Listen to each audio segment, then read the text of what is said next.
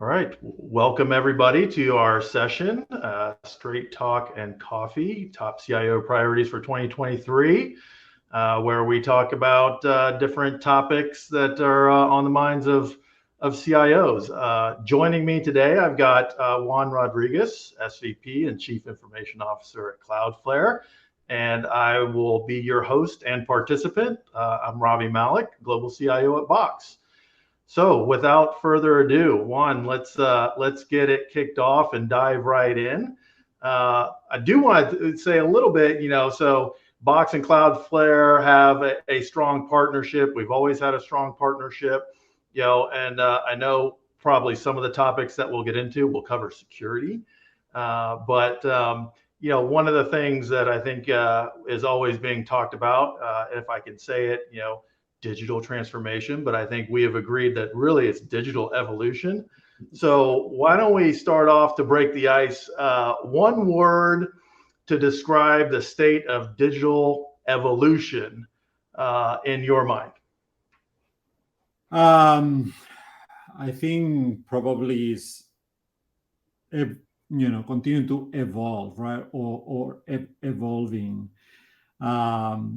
As you probably know, Ravi, right now, it's like we're in that phase where we came out of the pandemic and companies are realizing, or in many cases, like, well, are we going to go like all remote, hybrid? We're seeing like companies doing experiments to try to get like employees back in the office, and what does that do to hiring, to talent, and all those things. So I think that a lot of those efforts that companies are doing around digital evolution are a little bit associated with that, right? Is how do you basically get your employees, your teams, your companies, better suited and better, more productive, better enabled, in that landscape, whatever that may be, right? Depending on what happens over the next probably 12 or 18 months in this area, basically, of hybrid work.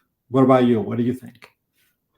No, it's funny because I always chuckle when I hear digital transformation, because being in IT, if you've been in IT for any stretch of your career, right, it's always transformation. You're Yes. always doing transformation.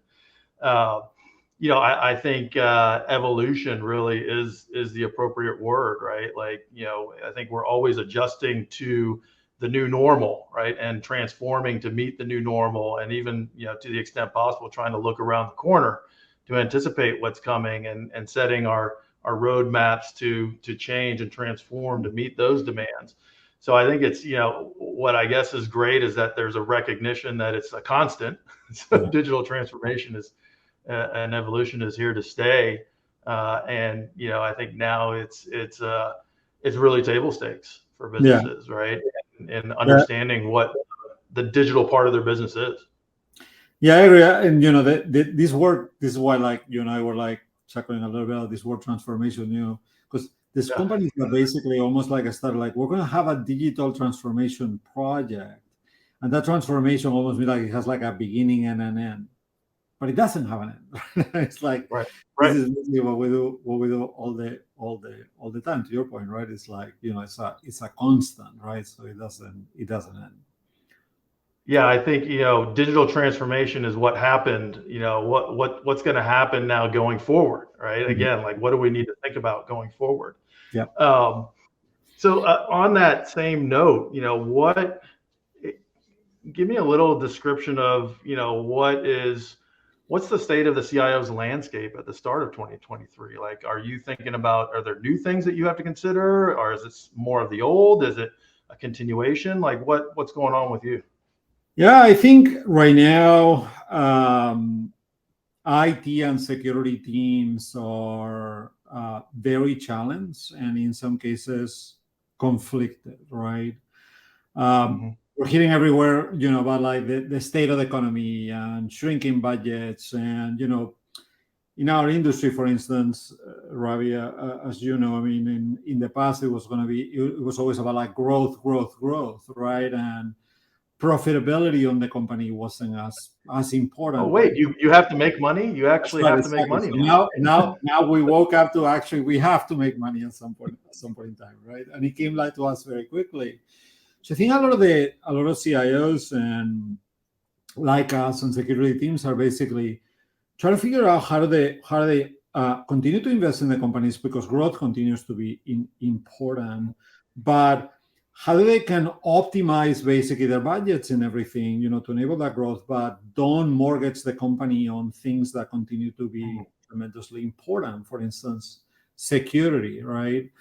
Nobody is going to be happy to say, well, we had to optimize the budget, so therefore, we stop we stop paying attention to zero security, or we stop investing there, and now we had a breach, right? So it's a very complex and tricky balance exercise, to do all those things that a few months ago, as I said, they were not important, right? Not that important. Budget rich, a lot of money spent, and continue to basically enable growth at all costs. So if I was going to pick a word for this, it would be conflicted right now, and it's basically balancing these opposite priorities, those opposite goals at times. You mentioned something, cost, right? Like, do you ever feel like, I mean, is that ever not a concern for CIOs, managing cost? And, it always feels like no matter what state we're in, it just, even if you're in a massive growth and, you're spending money to grow, CIOs are still always in the back of their minds thinking about cost. Always. I think that the trick is basically, that now that pressure basically is even more important, right? Because, you got to put more money, more money is required to be put in the bottom line. So, things that, for instance, contracts or things that you had in place that you were letting run, for 3-4 years or something like that, probably I'm sure you've been looking the same. It's what I've been doing is what can I do basically this year to some of these contracts that they may have 1 year left or so? Can I renegotiate them early to drive efficiencies basically this year? That, if I can renegotiate a contract, do a new commit, but then this year, out of that, get me $500,000, $1 million basically on efficiencies. Great, right? I mean, it's something that is very important. So I think that this is one of those things that a lot of companies, a lot of CIOs like us are dealing with, is basically how to get creative with a lot of these contracts and efficiency things like that to be able to achieve efficiency. Now when, another time it's well, we still have another year in the contract, we'll start negotiating as usual, 3 months before renewal, something like that. That's some great insight. And, going back to a point that you made about the balancing and finding balance, I've found in my career that there are really 3 areas that, as CIOs we're constantly thinking about: risk, as we mentioned, cost, and then value.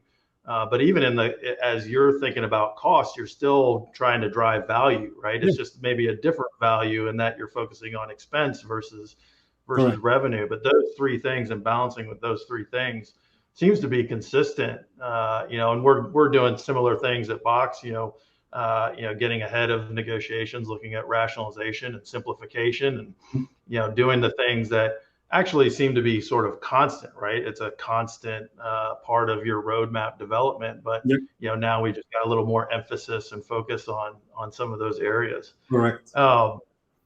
Let me getting back to the whole digital evolution. A lot of times, I think you mentioned it's defined as a project, and really this is something that's ongoing. But when you look at something that is considered transformative or digital transformation, what are the hidden risks that you have found in those kinds of initiatives, and how do you bubble those up? Yeah, I think that when I think about the risk around that digital transformation and evolution, I think that to me there's 3 things that I think of. One is basically, and they're somewhat interconnected, right? One is a sprawl of basically applications or toolings that you can have, right? I mean, I think that when people are focused basically in fast enablement of optimization or digitalization or automation, I think that is very easy. Instead of optimizing, or leveraging some of the things that you have, it's like, well, I've read about this tool and I can probably get that tool, and sometimes is easier to do that than basically try to leverage or try to see what you can do with the systems that we have. So there's a word that sometimes I use with the team internally at Cloudflare that's like, especially with certain functions, where like they always want new tools. It's like we have toolalitis. It's like basically the new tools. So yes. that sprawl I think is a risk. The other thing that is a risk, and connected a little bit with the toolalitis and some of the sprawl, is you mentioned like security and security holes, right? I mean, I think that there's always that pressure basically of business teams that, but I need this tool tomorrow, I have a goal to meet and things like that. And then security, IT teams, procurement teams, or basically being able to do like, proper due diligence around risks, the vendor assessment, do they integrate with our, play well with our SSO policies and things like that. So, if you're letting that digital evolution, kind of like the business teams go at it without controls, you suddenly kind of up with a very expensive problem. If you come to security evaluation.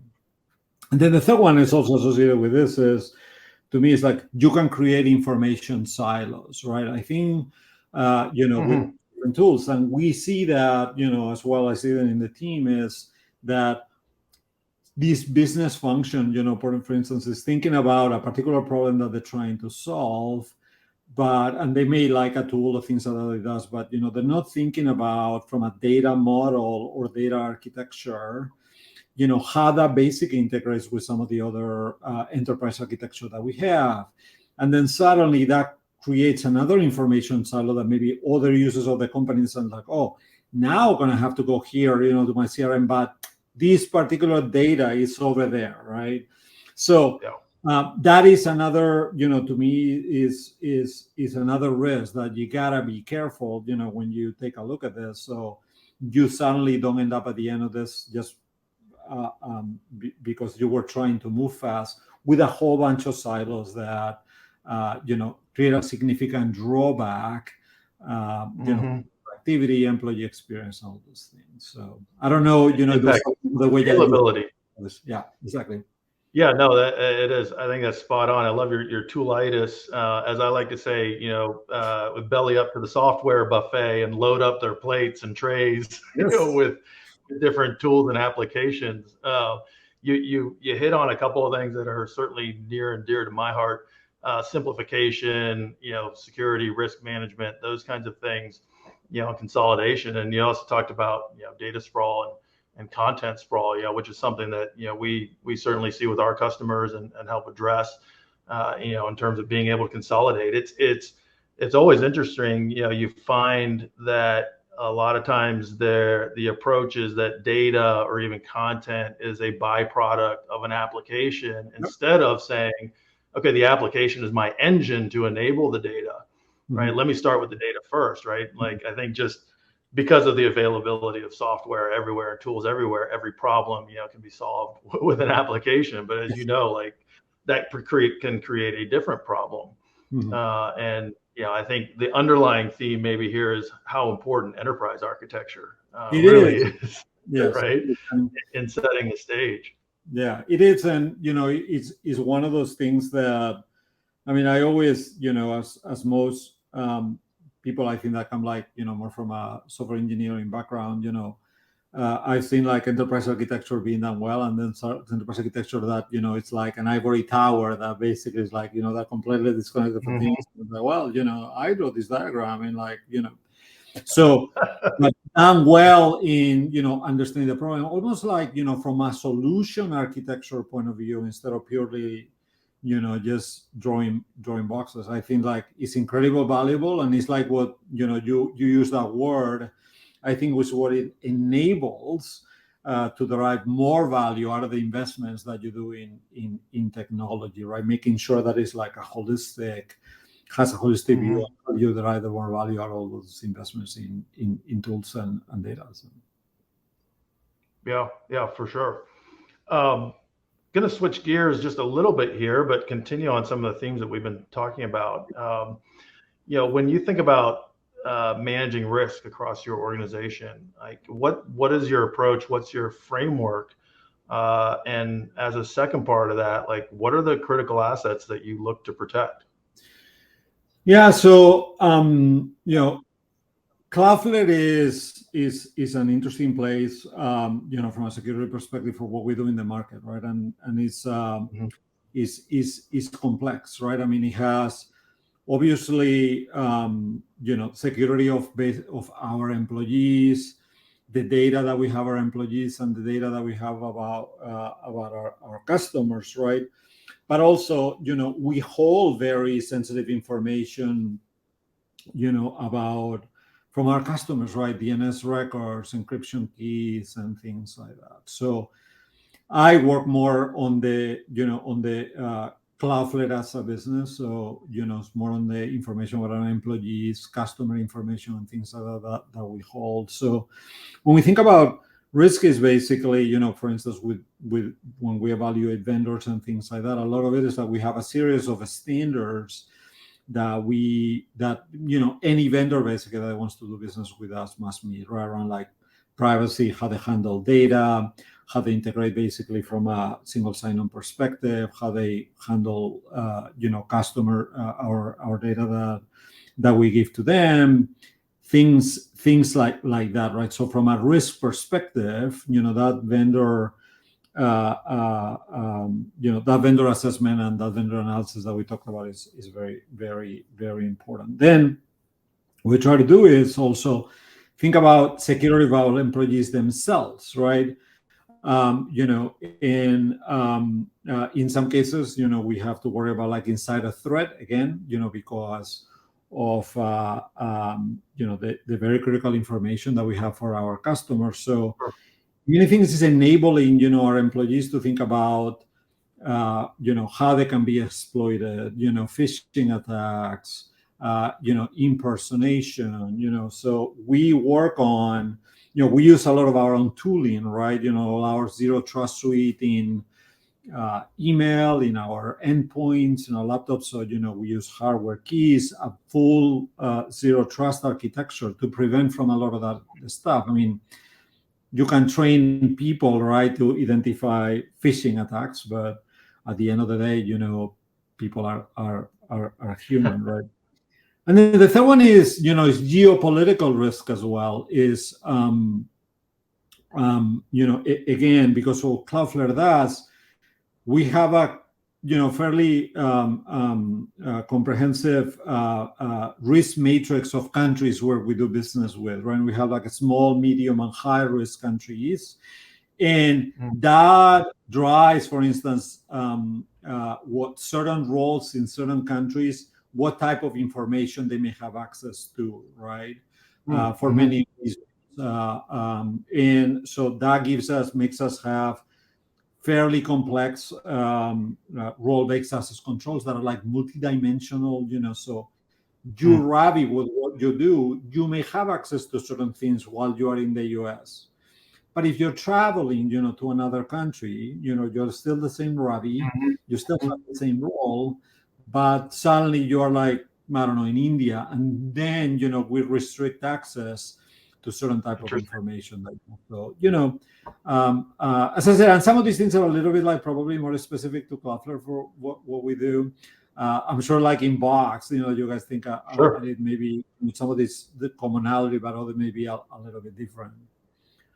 No, I think there's a lot of commonality if you think about what Box does and the kind of information that is in content. I mean, some companies' most sensitive information, and hence why we have a partnership, because there are similarities in our platforms and how we view our customers' information, and making sure that it's secure, and simplifying it, but also making sure that it is secure, right? And I think that balance, again, that word balance between securing and productivity is something that is constantly, you're constantly trying to find what's the right amount of friction that enables for people, for us and our teams, to make sure that people are who they say they are, while not inhibiting productivity and allowing people to get their jobs done and do their jobs. And I think that's going to continue to be a balance. And you think about the risks, particularly cyber threats, and the sophistication and volume of them. It just evolves every day. I guess the good news is that our jobs are pretty secure, and we got to constantly think about those things. But at the same time, it keeps you up at night, right? It's the one area where I think you can be green 1 minute and be red the next, right? With a 0-day threat or something of that nature. And in Cloudflare, I mean, we have an amazing security team, that think about things from security compliance, detection and response, incident management, and also physical security, basically, of all our data centers, and also people that travel around. I mean, I've learned a lot since I joined Cloudflare about spending time with our security team. So it's to your point, I mean, in our area of job, this is a continuously evolving also area, and just provides a lot of job security, as you said. So so you mentioned vendor risk, and you talked a little about that. Has that, in light of some recent events, has your perspective on that changed? Has your criteria changed in how you're evaluating new vendors and apps and tools? Yeah, I mean, in certain areas has, and some of them, I think that is even more critical, right?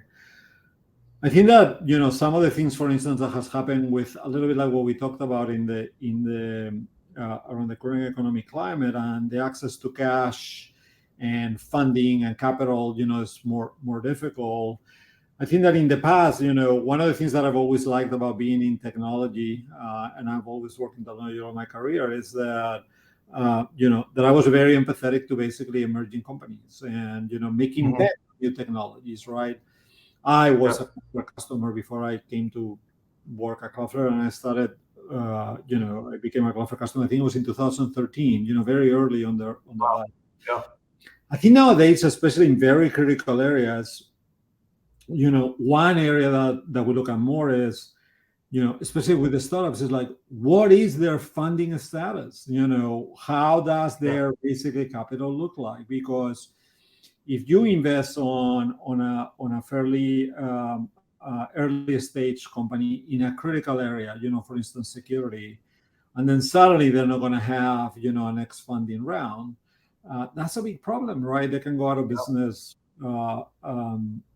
tomorrow. So I think that I've been hearing from other CIOs and CISOs, about like that this is an area basically in the vendor risk management that is getting put, because of the current status. And then other ones, I think it's like more traditional, right? I mean, you and I have been joking about like, acquisitions and things like that, right? And that's something that was always your concern. Like if a company got acquired by certain companies, we won't, we'll leave names out to protect the innocent, but that you'd be concerned that it's basically the product's being put out to pasture, or if they got acquired by a private equity firm, right? Are they just going to milk it for the cash and the revenue stream? And both sort of falling in the boat of, am I going to continue to get new development and new capabilities, always being a concern. But now I think, I mean, the idea that you make a bet on an early stage company and it could just evaporate on you overnight is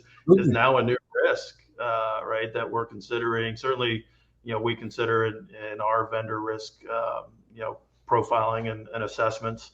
And that's a new, it was probably somewhat there as you look at kind of what level of funding is a company at, but now I think it's certainly more top of mind.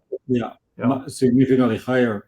Another area, I think that, again, that this is not entirely new, but I think that is something that this is an area in my mind, still needs a lot of evolution, and is around vendor supply chain, right? And because of all these things that we've seen over the past few years, some of the worst attacks, on security are like basically like supply chain attacks, right? With third parties. I was chatting, a few weeks ago. I was in Europe and I was spending time with one of a CISO of a very large telco in Europe, Telefonica, and they were saying about, we were talking about like how, for instance, compare with an industry like food and beverage, where like supply chain and traceability a lot is much higher regulated. If how we probably need some kind of evolution, in our industry around software, to adopt some of those practices, right? And even maybe some regulation from a governance point of view, to get like tighter around supply chain. So that vendor risk around supply chain attacks and how they manage basically, dependencies and things, I think is something that we need to continue to pay incredible attention to, as it's a big risk. Yeah, I totally agree. It's interesting. I came similar to you. I was a customer of Box and an early adopter before I became part of Box. And the industry that I came from, that was actually, being built into some of the regulation requirements was supply chain and provenance. And it started off particularly with hardware and, IoT type devices, as well as data center devices. And then quickly started to evolve into software. And okay, you purchase something and you're going to be using it in critical infrastructure, within critical infrastructure. What's the provenance of that? How do you know that something hasn't been embedded in it or something hasn't been put in? And I agree. I mean, I think that is something that we need to continue to explore. And figure out how do you prove that, right? How do companies prove that out and demonstrate it? Yep. I know we got like SOC 1, SOC 2. There are a lot of sort of certifications, right? But I think it's more. There's more. It's more than yeah. They around that area of food and beverage, and in a previous life I used to work in that area, basically ERPs for software companies, and you needed to build basically in your systems, the capability for for when you were producing basically, goods, cheese and things like that. You needed to have basically low traceability of everything where that came from. So you had a recall immediately, basically in the system. You had a requirement from a government point of view to be able to provide everything that went into producing the product. And so that's the area I think that what things we can learn from that in software around basically supply chain. I think that's an area that is still has a lot to explore and to evolve.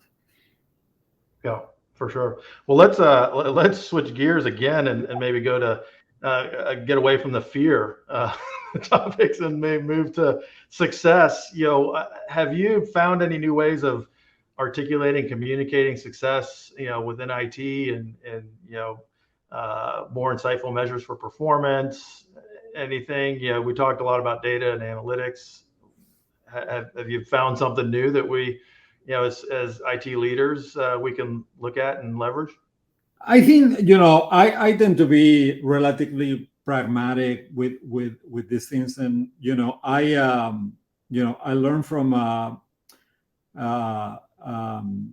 for a guy that I used to work for, that used to say, you don't want to be scoring your own test, and basically, kind of like grading your own paperwork, right? So my approach to things, basically tends to be, it's a project or something like that, a capability, a new system we have developed. Is it is enabling that team that we're doing this for, right? And that can be basically different things, right? Depending if it's like a company or not. And that, at the end of the day, to me is the most measure of success, right? It's like you let basically, at the end of the day, the customer, with certain things basically in their own way, with their own ROI or their own like basically KPIs.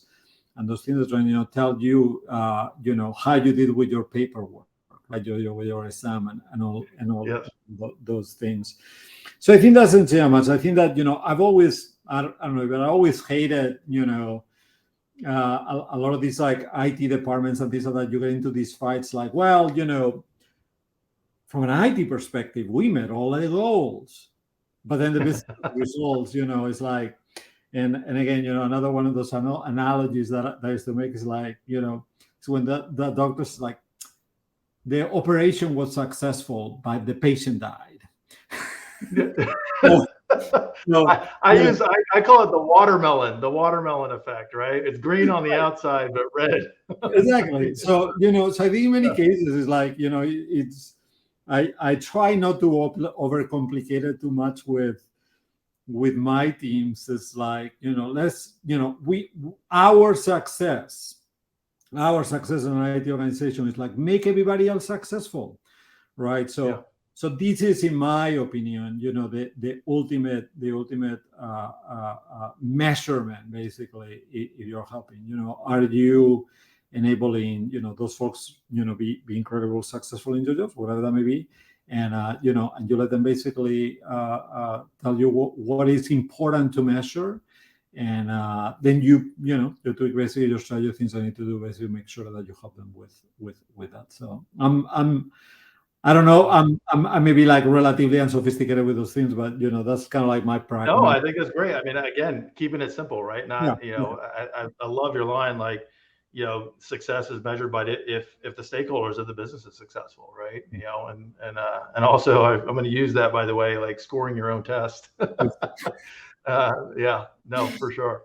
Well, I know we're about getting close to time here, but it wouldn't be a conversation today if I didn't bring up AI and Chat GPT. So, what are you using it? Like, have you played around with it? What do you think? Benefits, negatives?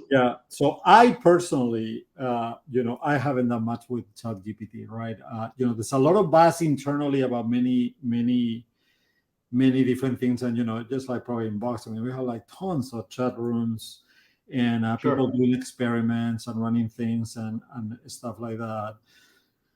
One of the things that I was talking with, we have a team internally called Cloudflare One that is like basically takes a look like emerging threats, and that's like briefings and intelligence for CISOs and things like that, like things that were trending in the market. And I mean, the thing that Blake, which runs that team, Blake Dasher, is like incredible, bright individual. He was telling me like the things that probably we will see more emerging on this at the beginning is probably like phishing attacks, around things like or impersonation, and it's very difficult, to basically tell, if something's coming, something is leveraging Chat GPT. Internally also in our network, we're still trying to figure out, how we probably could detect certain things, if it was like more an online attack. In order to detect it properly, we will have to probably upload, PII data, which is like not something that we do today. So, I think that as an industry, we will probably have to spend some time, with OpenAI and some of this, to figure out how do you enable, how do we collaborate as an industry to make sure that this very powerful technology, doesn't get used to create a harm. But that's I think that more to come on this area. And what about you? I think that you played much more with it than I have. I might have to take the fifth on this one, but yeah. So I actually have played around with it and experimented. In different areas. I actually had to have a conversation with my kids about appropriate use of it as well. They actually knew about it, well before I did, apparently, before it hits the news, right? Like there's just an underground kind of kid network of, hey, here's something new we can use in school. So we had to have that conversation. But I think there are aspects that, that it does accelerate work, and it can directly improve productivity. One example that I used recently was create an agenda for a meeting on the importance of enterprise architecture. Kind of going back to, and boom, boom, boom. I mean, it was a more or less a copy and paste, for a 60-minute meeting. And those are things that, if you think about it, like, I probably could have come up with that. It probably would have taken me 30 minutes or so to come up and write structure and everything, and boom, it was done, in 2 minutes. So I think for like things like that, there's definitely, you know, these sort of individual productivity and edge productivity cases. I do, you know, get concerned a little bit. We've already seen some cyber attacks that have been, you know, where it's been leveraged to write code, to generate ransomware and those kinds of things. So, you know, I think you know, that is something that we need to continue to keep in the back of our heads. I always like to, you know, whether good or bad, look at something and say, okay, how can this be used for like unscrupulous purposes? And so I think, you know, it's something that we are keeping, you know, an eye on. I know you guys are as well. Yeah, I think we should tell our the people that are joining us, like, we didn't use ChatGPT to come up with this agenda, you know. Yes, we did not. Yeah. Exactly. This was all organic. Well, exactly. Hey, Juan, I appreciate the time. This has been fantastic. Love the conversation, and look forward to future ones. So thank you, everybody, for joining our session, and we will catch you at the next coffee talk. Thank you again.